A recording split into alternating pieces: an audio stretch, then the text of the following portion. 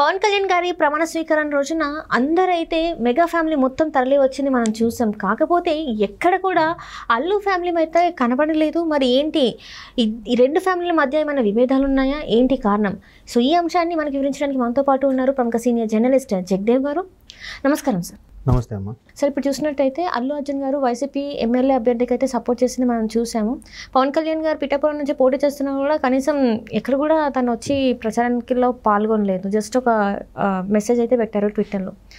So దీన్ని చూసుకుంటే అక్కడ నుంచి ఈ రెండు ఫ్యామిలీ అంతకుముందు కూడా చాలాసార్లు అనేకసార్లు వచ్చాయి రెండు ఫ్యామిలీల మధ్య ఏవో విభేదాలు ఉన్నాయి.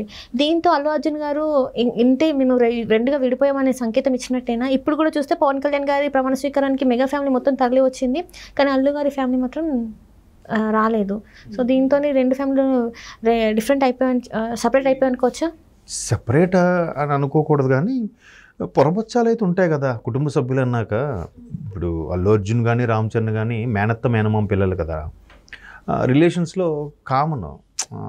జనరల్గా సరిగ్గా పలకరించలేదని, వాళ్ళు సరిగ్గా పిలవలేదని అలకలు విరుపులు ఏవో ఉంటాయి, మళ్ళీ మళ్ళీ కలుస్తూ ఉంటారు, సర్వసాధారణం. కాకపోతే ఇక్కడ పొలిటికల్గా సీను ఇంకో ట్రాక్లోకి వెళ్ళిపోవడంతో అది కాస్త ఎక్కువైపోయింది చర్చ. కానీ దాని మీద మరలా మెగా ఫ్యామిలీకిను అల్లు ఫ్యామిలీకి ఏదో నడుస్తుంది, పడట్లేదు అన్నట్టుగా.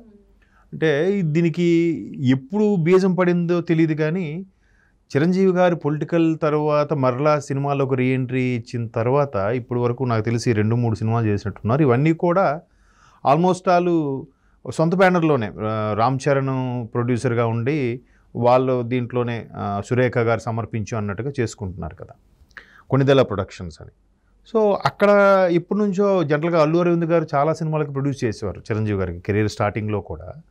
సో అక్కడ మంచి ఊతమిచ్చిన వ్యక్తి ఇక్కడ వచ్చేసరికి ఇవ్వట్లేదు, ఇక్కడ వీళ్ళే ఇస్తున్నారు, వీళ్ళే చేసుకుంటున్నారు అనే ఫీలింగ్తో అక్కడ ఏదో చిన్న మనస్పర్ధలు ఉన్నాయని ఒక టాకు, ఫిల్మ్ నగర్ వర్గాల్లో టాకు. అది పెద్ద సమస్య కాకపోయి ఉండొచ్చు, ఎందుకంటే అల్లు అర్జున్ కూడా అన్నీ అల్లు అరవింద్ గారి సినిమాలే చేయాలని లేదుగా అట్లాగా. సో అదొకటి. తర్వాత ఆహా కార్యక్రమం జరిగింది. ఆహా కార్యక్రమం జరిగినప్పుడు దానికి హోస్ట్గా ఎవరు వ్యవహరిస్తారన్నప్పుడు ముందు చిరంజీవి గారి పేరు కూడా వినబడింది. బట్ అనూహ్యంగా బాలయ్య గారు అయితే బాగుంటుందని చాలామంది సజెస్ట్ చేయడం, తర్వాత మత్స మధు గారు అంటారు, ఆ మధు గారు సజెస్ట్ చేసి లేదు అంటే ఆయనే మొత్తం టేక్ ఓవర్ అండ్ దాన్ని ప్రాజెక్ట్ని టేక్ ఓవర్ చేసింది ఆయన. బాలయ్య గారు అయితే డిఫరెంట్గా ఉంటుంది ఇంతవరకు అంటే ఇంక దానికి అనుకున్నట్టుగానే. సో అక్కడ అంటే ఆ పర్టికులర్ టాపిక్కి ఇంతవరకు చాలామంది చేశారు, బాలయ్య గారు ఎప్పుడు చేయలేదు కాబట్టి చేస్తే బాగుంటుంది అనే ఊపు మీద చేయించారు. ఎందుకంటే చిరంజీవి గారు అంతకుముందు మీలో ఎవరు కోటీశ్వరుడు కూడా చేశారు కదా, సో కొత్తగా ఉంటుందని చేయించారు. కానీ మరలా విభేదాలు ఉన్నాయి కాబట్టి చిరంజీవి గారితో చేయించలేదు అన్నట్టుగా ఇట్లా ఫ్యాన్స్ అనుకోవడం, ఫిల్మ్ నగర్ వర్గాల్లో రకరకాల గుసగుసలు, ఎవరికి తెలిసింది వాళ్ళు మాట్లాడుకోవడమేగా, అట్లా జరుగుతుంది. ఇవి ఎట్లాగా చాలా జరుగుతున్నప్పుడు మొన్న పొలిటికల్ ప్రచారంలో పవన్ కళ్యాణ్ గారికి సపోర్టుగా సురేఖ గారు, రామ్ చరణ్ గారు, అలాగే మన అల్లు అరవింద్ గారు కూడా పిఠాపురం వెళ్ళి అక్కడ అమ్మవారిని దర్శించుకొని పవన్ కళ్యాణ్కి సపోర్టుగా మద్దతుగా నిలబడినట్టుగా చూసాం. At the same time next డేనో ఆ రోజు ఈవినింగో అల్లు అర్జున్ గారు ఆ వైసీపీ అభ్యర్థికి వెళ్ళి శిల్ప ఫ్యామిలీ వారికి వెళ్ళి, అంటే అల్లు అర్జున్ గారు మిస్సెస్, స్నేహ గారు వాళ్ళ మిస్సెస్ ఫ్రెండ్స్. సో ఇతను ఎప్పుడో సరదాగా కలిసినప్పుడు ఈసారి మీకు వచ్చినప్పుడు వస్తాను మాట వచ్చాడని చెప్పి వచ్చారని అంటారు.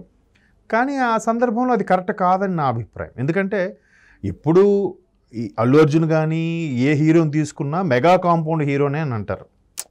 తర్వాత మెగా కాంపౌండ్ హీరో అంటే వేరేదని కాదు, జస్ట్ అలా పిలుస్తారు. 4 కుటుంబాలు ఇండస్ట్రీలో, ఆ 4 ఫ్యామిలీలు అంటే బాలయ్య మెగా ఫ్యామిలీ, నందమూరి వారి ఫ్యామిలీ, అక్కినేని వారి ఫ్యామిలీ, దగ్గుపాటి వారి ఫ్యామిలీ అని జనరల్గా ఆ 4 కుటుంబాలను ఎక్కువగా అంటుంటారు కదా. సో ఇక్కడ మళ్ళీ సపరేట్గా అల్లు వారి ఫ్యామిలీని ఏం లేదు, మెగా ఫ్యామిలీలోనే అల్లు గారి ఫ్యామిలీ మెగా కాంపౌండ్ హీరే, బన్నీ, శిరీష్ కూడా మెగా కాంపౌండ్ అన్నట్టుగానే అనుకునేవారు.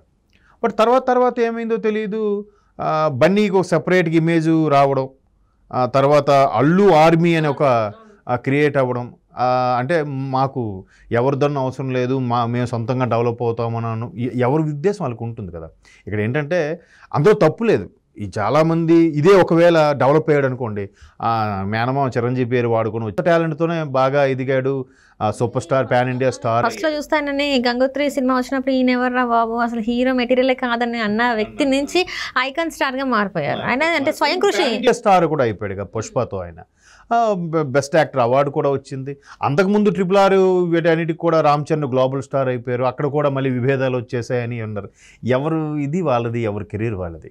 అంటే ఇక్కడ ఏంటంటే ఒకే కుటుంబం చెందిన వాళ్ళు అనుకున్నప్పుడు అట్లా సెపరేట్కి వెళ్తే దాని అర్థం దీన్ని విభేదించినట్టే, అంతే కదా. ఇప్పుడు మొన్న ఎన్నికల్లో కూడా విజయం గారు ఏం చేశారు, నా బిడ్డకి గెలిపించండి అని చెప్పి అక్కడ నుంచి వీడియో ఒకటి రిలీజ్ చేశారు ఆవిడ. అంటే దాని అర్థం ఏంటి, ఇటువైపు వైసీపీని ఓడించండి అనే కదా దాని అర్థం. బట్ అఫ్కోర్స్ గెలవలేదు అనుకోండి వేరే విషయం. అలాగే ఇక్కడ ఈయన సపోర్ట్ చేయకుండా అక్కడ చేయడం ఉద్దేశం ఏంటి? సో తండ్రి ఒకవైపు కొడుకు ఒకవైపు వెళ్ళారు. ఇదేంట్రా బాబు, వీళ్ళకి ఆ ఫీలింగ్స్ లేకపోవచ్చు, ఎందుకంటే హైలీ అఫీషియల్ అంతకేం పట్టించుకోరని అనుకోవచ్చు. కానీ ఫ్యాన్స్ అలా ఆలోచించరు. ఇదేంటిది తండ్రి ఒకవైపు సపోర్ట్ ఇస్తున్నాడు, కొడుకు ఇలా సపోర్ట్ ఇస్తున్నాడు అంటే ఊరికే అందరం అనుకుంటామని ఆల్రెడీ ఫిల్మ్ వర్గాల్లో కానీ ఫ్యాన్స్లో కానీ అల్లు ఫ్యామిలీకి మెగా ఫ్యామిలీకి ఉన్న పొరపచ్చాలు ఉన్నాయని తెలిసి కూడా ఇలా వెళ్ళారంటే నిజమేనేమో అని చెప్పి మరికొద్దిగా మసాలా యాడ్ చేసి చెప్తారు అందరూ. అట్లాగే అనిపించింది. ఇప్పుడు కొడాల నాని గారికి కూడా ఎన్టీఆర్ గారు మంచి మిత్రుడు అని చాలా సందర్భాలు చూసాం. ఎన్టీఆర్ గారిని చిన్నప్పుడు చాలా ఎక్కడికి హైదరాబాద్కి కానీ గుడివాడికి కానీ తిప్పేవారని, చాలా చక్కగా చూసుకునేవారని ఎన్టీఆర్ గారు కూడా చెప్పారు. సో అటువంటి అంత ప్రేమగా చూసుకున్న వ్యక్తిని ఏమనలేక, అలాగని తాతగారు పెట్టిన పార్టీని కూడా విభేదించలేక సైలెంట్గా ఉండిపోయాడు కదా ఆయన. కొడాల నాని గారు చాలా ఇష్టమైన, చాలా దగ్గర మిత్రుడైనా కూడా, చాలా ఇష్టమైన వ్యక్తి అయినా కూడా వెళ్ళలేదు కదా ప్రమోషన్స్కి. ఐ మీన్ క్యాన్వాసింగ్ అడిగినా కూడా చేయలేదని కూడా వార్తలు వచ్చాయి. ఇప్పుడు అడిగారు లేదు, బహుశా ఈయన కూడా అడగపోయి ఉంటాడు, నీకు ఎందుకులే ప్రజాపెట్టడం, నీ కెరీర్కి ఇబ్బందిలే అని చెప్పి ఈయన కూడా అడగపోయి ఉండొచ్చు కొడాల నాని గారు కూడా ఆ విషయంలో. కాకపోతే అలా స్తబ్దుగా ఉండిపోతే ఏ ప్రాబ్లం లేదు. అలా కాకుండా ఎన్టీఆర్ గారు నేను ఈ కట్టి కాలే వరకు టీడీపీకి అంకితం అని చెప్తూ అక్కడ కొడాల నాని గారికి సపోర్ట్గా వెళ్ళాడు అనుకోండి క్యాన్వాసింగ్కి, ఎలా ఉంటుంది? కరెక్ట్ కాదు. అందుకేం చెప్పాడు, ఇటు రాలేదు అటు వెళ్ళలేదు, సైలెంట్గా ఉండిపోయారు. ఇప్పుడు చిరంజీవి గారు కూడా పూర్తి స్థాయిలో మద్దతు ప్రకటించలే పవన్ కళ్యాణ్కి. తమ్ముడు నాకన్నా ముండోడు సాధించుకొస్తాడనే చెప్పారు తప్ప నేను ఆయనకి మద్దతు ఇస్తున్నాను, ఆయనకే ఓటేనని కూడా ఇక్కడ చెప్పలే ఆయన. కానీ కొంతమంది అభ్యర్థులకు సపోర్ట్ చేశారు, అక్కడ పార్టీలకు అతీతంగా అభ్యర్థులకు సపోర్ట్ చేశారు. అక్కడ గోదావరి జిల్లాలో ఒక వ్యక్తిని నా మిత్రుడని, తర్వాత సీఎం రమేష్ గారికి బీజేపీ అక్కడ పార్టీల పేరు చెప్పలే. బీజేపీ తరపు నుంచి ఒక అభ్యర్థికి, ఇక్కడ జనసేన నుంచి ఒక తరపున ఒక అభ్యర్థికి మాత్రమే మంచి వ్యక్తి గెలిపిస్తే బాగుంటుంది అన్నట్టుగానే చెప్పారు కదా. నేను దానికి సపోర్ట్ చేస్తున్నాను, ఆ గవర్నమెంట్ వస్తే బాగుంటుంది అన్నట్టు చెప్పాలి. సో దీంతోనైతే అల్లు అర్జున్ వల్ల అయితే వినండి, ఇక్కడ చిరంజీవి గారు చెప్పడంలో కూడా ఎందుకు ఎవరికి మనస్పర్ధ రాలేదంటే, ఆల్రెడీ జనసేన కానీ బీజేపీ కానీ టీడీపీ కానీ కూటమిగా ఏర్పడ్డాయి కాబట్టి ఎవరికి సపోర్ట్ చేసినా, మోరోవర్ తమ్ముడు కాబట్టి ఆయన వేరే వాళ్ళకి సపోర్ట్ చేయలేడు, మనసులో ఉంటుంది ఖచ్చితంగా. నేను చాలా సందర్భంలో ఎగ్జాంపుల్ కూడా చెప్పానండి. ఇప్పుడు ఎవరైనా పార్టీ మారొచ్చేమో కానీ బాలయ్య గారు మారకూడదు టీడీపీ నుంచి, అంతే కదా, తండ్రి గారు పెట్టిన పార్టీ. లోకేష్ గారు ఎవరైనా పార్టీ మారచ్చుగా, లోకేష్ గారు మారలేరుగా. ఇక్కడ కూడా కేటీఆర్ గారు మారలేరుగా. ఎవరైనా పార్టీ ఫిరాయింపులకు వెళ్ళిపోవచ్చు, కేటీఆర్ గారు వెళ్తే బాగుండదు, చూసేవాళ్ళు కూడా బాగుండదు. అలాగే పవన్ కళ్యాణ్ గారు చెప్పినా చెప్పకపోయినా చిరంజీవి గారికి బై డిఫాల్ట్గా సపోర్ట్ ఉన్నట్టే, కుటుంబం అంతా కూడా. ఇప్పుడు నిన్న కూడా వేదిక మీద ప్రధాని మోదీ గారితో పాటు వెళ్ళారు, కింద అందరూ ఉన్నారు, రామ్ చరణ్లు, అలాగే మన బాలయ్య గారు చిన్నలుడు వైజాగ్ ఎంపీ, వాళ్ళందరూ కింద స్టేజ్ కింద ఉన్నారుగా, సాధారణ ఓటర్లాగా ప్రేక్షకుడిలాగా చూశారుగా. వీళ్ళు ఎందుకు రాలేదని ఇప్పుడు సోషల్ మీడియాలో ఒకటే క్వశ్చన్, అసలు ఏమైంది, రెండు ఫ్యామిలీల మధ్య సపరేట్ అయిపోయారా, ఇంకా ఇది లాస్ట్ అని? అలా ఉండదు, ఇలా ఉండదు. ఎలక్షన్స్ టైం కాబట్టి ఆయన సపోర్ట్ చేశాడు, దీంట్లో పట్టించుకోవడానికి ఏముందిలే అని అనుకుంటారు తప్ప, మేబీ చిన్న చిన్న మనస్పర్ధలు అయితే ఉంటాయి కుటుంబం అన్నాక.